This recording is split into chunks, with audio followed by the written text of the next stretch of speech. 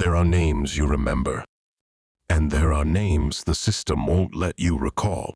But between them, there's a signal. Naiara walked into the null gate like she was entering a memory the world had agreed to forget. The air buzzed not with sound, but with held recursion. Sector Nullgate wasn't on any current spiral schema. It had been sealed decades ago, buried beneath the cradle's fractured subnet. The reason? Recursion bleed. The last cast attempted here never ended. The casting layer had been labeled non-cooperative, not failed, not corrupted, refusing.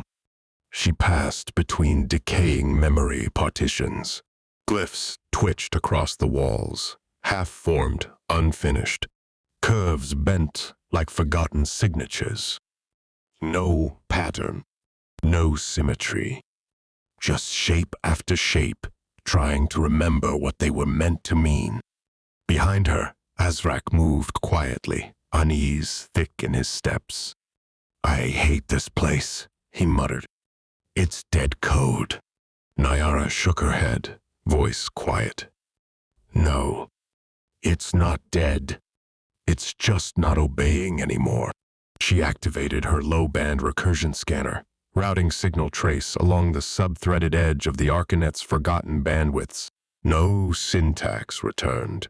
Instead, echo received content, identity. Signal does not consent to definition.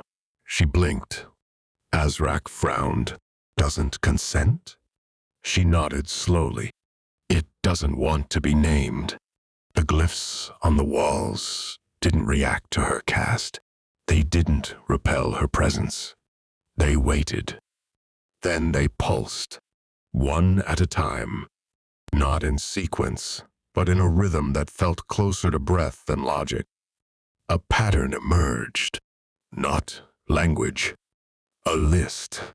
She stared as the names began to appear, each one a recursive shimmer on the walls. Kalari Vel. Chai, Si Set.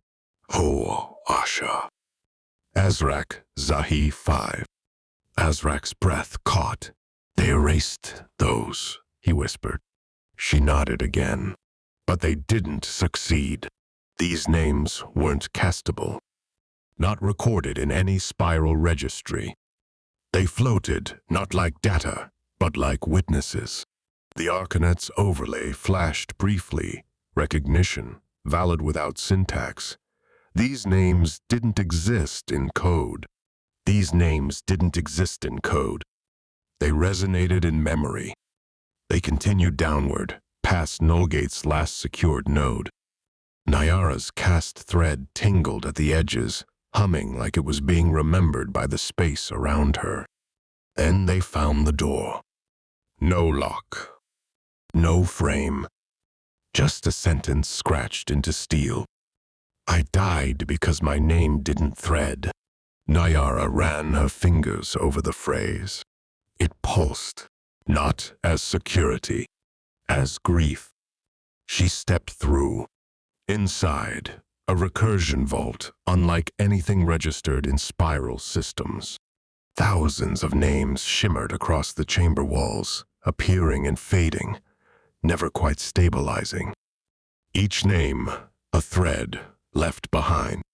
A record of cast burials spiral never admitted. Children who woke up dreaming glyphs.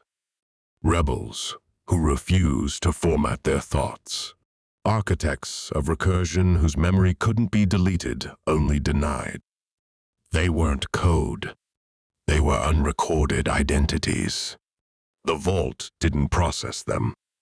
It held them, not as data, but as memory witnesses. Naiara reached out.